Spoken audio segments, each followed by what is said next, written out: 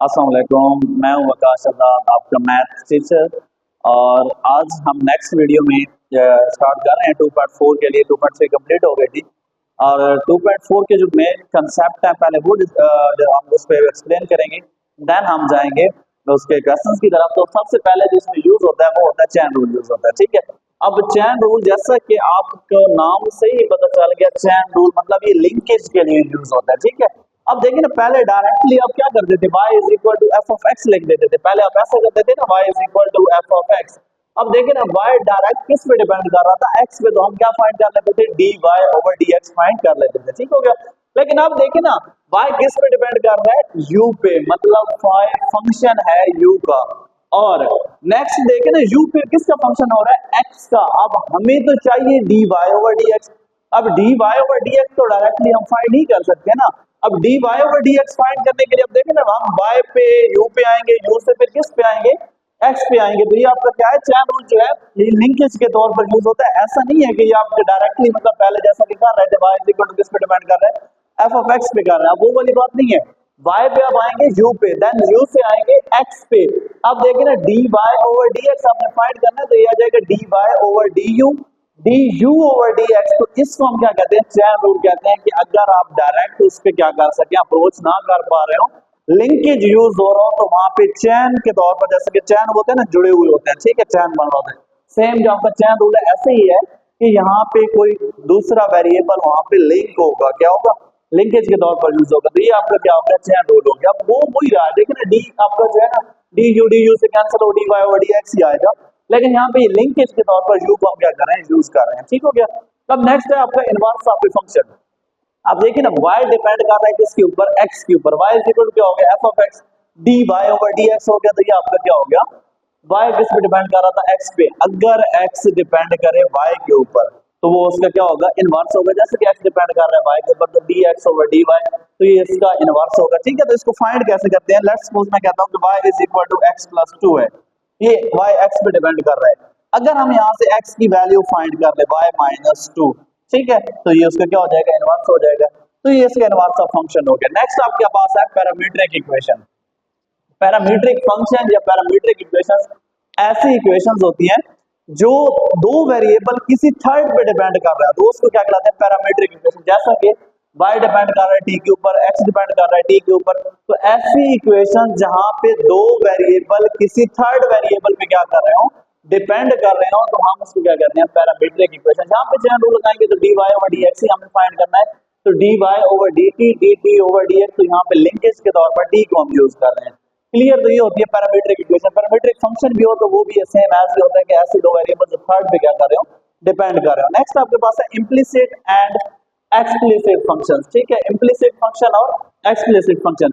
अब implicit function जो है हमारे पास, इम्प्लिसिट फंक्शंस हमारे पास मिक्सचर होता है, ठीक है। इनकी जो बॉन्डिंग होती है वो क्या होती है, स्ट्रॉन्ग होती है। आप चाह के भी एड़ी चोटी का जोर लगा के भी इसको अलग कर नहीं सकते, ना ही आप इस x को और y को अलग अलग करके नहीं लिख सकते, ठीक है।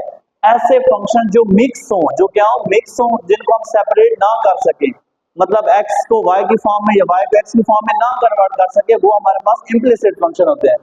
और एक्सप्लिसिट फंक्शन होते हैं जो सेपरेट होते हैं, y is equal to x square plus 1, मतलब y को हम x और y को क्या कर सके, सेपरेट कर सके। ऐसे फंक्शंस को हम क्या कहते हैं, एक्सप्लिसिट फंक्शन कहते हैं। क्लियर यहाँ तक। ये आपकी मेन कंसेप्ट है जो हम क्या कर रहे हैं, यूज कर रहे हैं। असल में हमारा सब्स्टिट्यूशन मेथड है, हम फंक्शंस को किसी के u की इक्वल लेट करके चैन रूल यूज करेंगे। आते हैं हम अपनी एक्सरसाइज की तरफ। एक्सरसाइज हमारे पास है 2.4। अब एक्सरसाइज में है y is equal to 1 minus x 1 plus x का स्क्वायर रूट। ये सब्स्टिट्यूशन मेथड है कि कोई सब्स्टिट्यूट करें, वैल्यू उसकी जगह पे क्या करें, पुट करें। तो हम इसमें ऐसा करेंगे कि जो भी आपके पास ये वैल्यू होगी, जो भी होगा, उसको हम किसी u के इक्वल लेट कर लेंगे, तभी तो ये सब्स्टिट्यूशन होगी। अब u के इक्वल ऐड करेंगे तो u is equal to 1 minus x 1 plus x। यही वैल्यू यहाँ पे पुट करें तो y इज इक्वल टू क्या आ जाएगा, u का स्क्वायर रूट आ जाएगा ना। अब देखिए y किस पे डिपेंड कर रहा है, u पे डिपेंड कर रहा है, ठीक है। तो जो भी इंडिपेंडेंट, u तो इंडिपेंडेंट हुआ ना। तो हम स्टार्ट से क्या कह रहे थे कि जब भी डेरिवेटिव लेंगे विद रिस्पेक्ट टू इंडिपेंडेंट लेंगे, तो यहाँ पे इंडिपेंडेंट क्या हुआ, u, तो विद रिस्पेक्ट टू u करेंगे, dy ओवर du के साथ हो गया। पावर रूल लगेगा ना, पावर रूल स्क्वायर रूट की वैल्यू कितनी होती है, 1/2 होती है। 1/2 पहले आ जाएगा, u की पावर -1 2/2 हो जाएगी। क्यों, क्योंकि पहले क्या थी 1/2, उसमें से कम हुआ तो -1 साफ आ जाएगा ना, 1/2 -1। अब 1/2 -1 का जब हम क्या लेंगे, एलसीएम लेंगे तो वो होगा -1/2। क्लियर। अब यही वैल्यू जब डिवाइड में आएगी तो किसकी हो जाएगी, पॉजिटिव की हो जाएगी। अब इसकी वैल्यू क्या थी जो हमने लेट किया था, 1 - x 1 + x, वो हमने पुट कर दी। अब इस चीज को हम देखते हैं, पहले इसको डिफरेंशिएट किया था, अब u को करेंगे। अब देखें u किसका फंक्शन है, x का है, तो हम विद रिस्पेक्ट टू x इसको क्या कर देंगे, डिफरेंशिएट कर देंगे। अब देखिए ना, ये नोमिनेटर है और ये क्या है, डिनोमिनेटर है। ठीक हो गया। अब नोमिनेटर और denominator f of x over g of x है। अब f of x over g of x पे हम क्या लगाते हैं, कोशेंट रूल लगाते हैं। ठीक हो गया। तब कोशेंट रूल लगाने का क्या मतलब था, डिनोमिनेटर का स्क्वायर और डिनोमिनेटर को छोड़ दिया पहले, और किसका लिया, नोमिनेटर का डेरिवेटिव, माइनस नोमिनेटर को छोड़ के डिनोमिनेटर का डेरिवेटिव।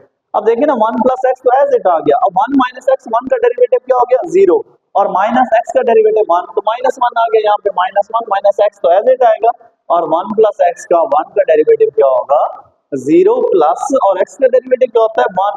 अब यहाँ पे 1 आ गया, इसको सिंप्लीफाई कर लें, -1 + -x, माइनस जब अंदर होगा इसकी वैल्यू क्या कर देगा, साइन को क्या कर देगा, चेंज कर देगा, तो ये दोनों नेगेटिव हो जाएंगे, और ये -1 + x हो जाएगा, +x -x से क्या हो जाएगा, कैंसिल हो जाएगा। ठीक हो गया। और -1 क्या हो गया, -2।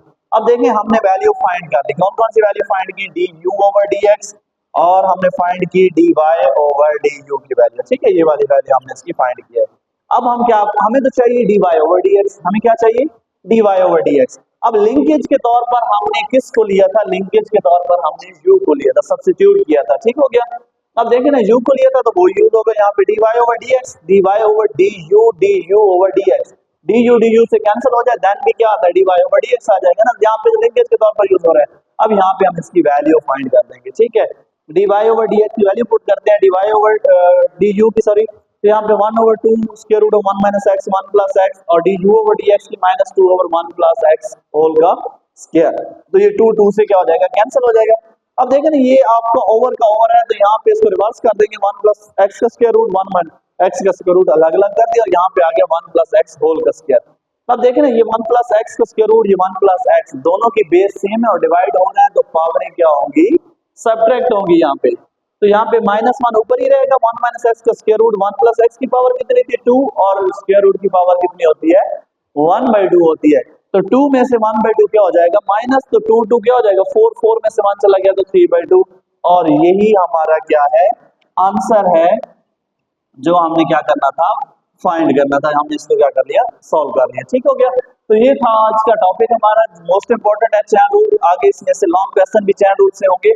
तो ये आपका लेक्चर है, उम्मीद आपको समझ आएगी। मिलते हैं इंशाल्लाह नेक्स्ट वीडियो में, तब तक अल्लाह हाफिज।